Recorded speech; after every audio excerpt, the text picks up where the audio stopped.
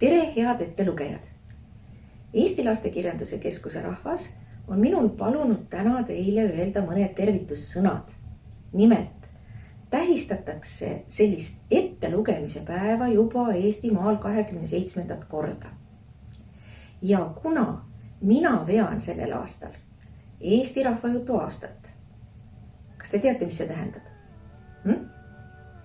See tähendab seda, et ma olen palunud teie emadel, isadel, õpetajatel, koolidirektoritel, kõigil Eestimaa inimestel lugeda läbi 11 Eesti rahvajutu kogumikku.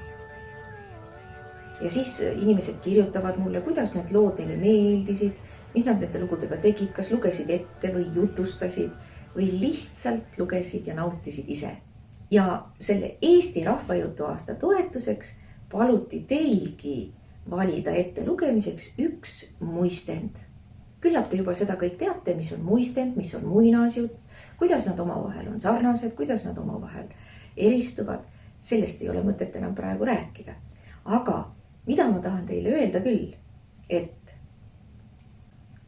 kui te nüüd olete seda lugu tõesti mitu korda ette lugenud või veel loete, siis juhtub ikka see, et see lugu jääb teil meelde. Ühel päeval ei olegi teil enam vaja seda lugeda, vaid võite juba jutustada. Minul paluti teile ka üks lugu ette lugeda, aga teate, mul ei tule see üldse välja. Ma harjutasin siin praegu mitu korda ja ei tule ikka veel välja. Nii et kui tohib, siis ma ikka jutustan teile. Küll ma ükskord lugema ka õpin. Aga see lugu tuleb sellisest raamatust, mille pealkiri on Emand kaseladvas. Vaadake, vanasti käisid mehed öösiti hobustega karjamaale, karja, ja seda nimetati õitsil käimiseks. Hobuseid tuli valvata, et hundid või karud neid maha ei murraks. Ja selleks siis läksid kohe mitu meest sinna, tegid lõkke ülesse ja magama ei tohtinud jääda.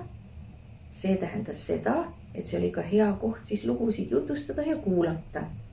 Juttudega hoitigi ennast erksana ja peeti hommikuni vastu.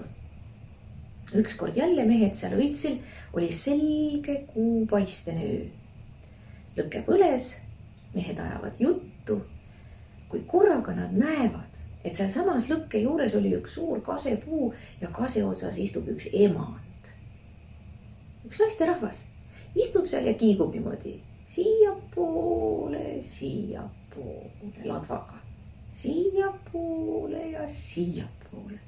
Mehed ehmatasid nii ära, et hüppasid püsti 1004, jooksid oma hobuste juurde, hüppasid hobustele selga ja panid minema. Aga üks mees ei saanud nii kiiresti joosta nagu teised, tal oli jalg haige ja siis kuni tema koogad läks, siis teised olid juba kadunud, mehekene jõudis oma hobuse juurde, vaatas korra selja taha. Emandat seal kaseladvas enam ei olnud. Küll aga istus selle lõkke ääres suur must kogu. Ja tuli pragises niimoodi. Mees läks ka teistele muidugi järgi, aga pärast ütleski, et vaadake, lõkke äärest niimoodi ei tohi ära minna. Lõket ei tohi jätta üksinda põlema. Muidu tuleb vanapagan ennast sinna soojendama.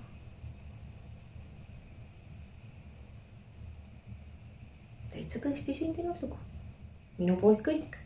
Ma väga loodan, et selleks ettelugemispäevaks valmistudes te kohtasite lugusid, mida muidu võib-olla ei oleks sellel aastal ja sellel ajal praegu lugenud.